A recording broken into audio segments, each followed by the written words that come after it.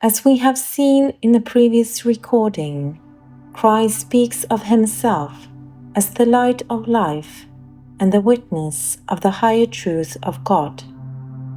This light of life and truth, as we have seen, is also present in others.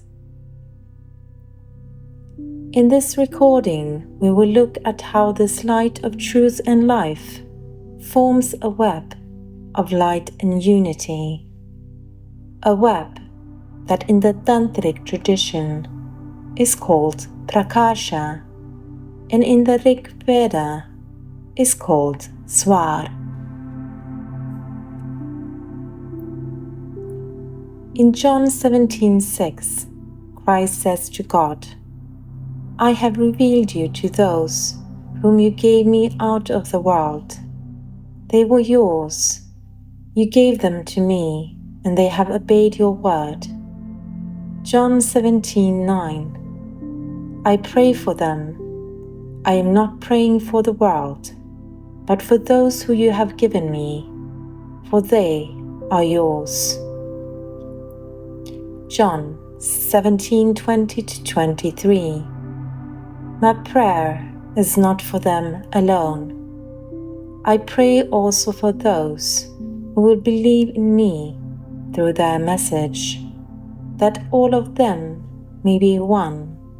Father, just as you are in me and I am in you, may they also be in us, so that the world may believe that you have sent me. I have given them the glory that you gave me, that they may be one, as we are one, I in them, and you in me, so that they may be brought to complete unity. Then the world will know that you sent me and have loved them, even as you have loved me. But what happens when one leaves the web of light through offenses done towards the order of truth and life? Here again Christ speaks of himself as the web of light, truth, and life. John 15:5-6. I am the vine, you are the branches. If you remain in me, and I in you, you will bear much fruit. Apart from me, you can do nothing.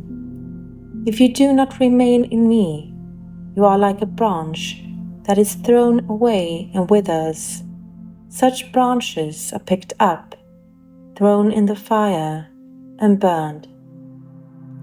The offense against the order of light of truth and life results in a state of death.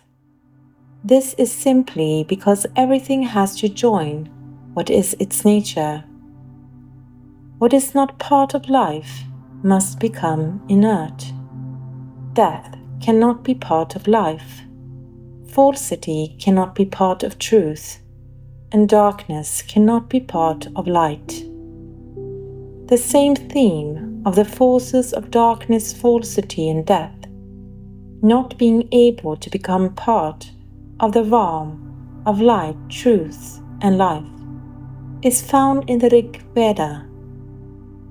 Indra is together with Agni described as the gods in whom there is no darkness at all. Rigveda 1:33-7. Translation by Griffith. Whether they weep or laugh, thou hast overthrown them, O Indra, on the sky's extremest limit.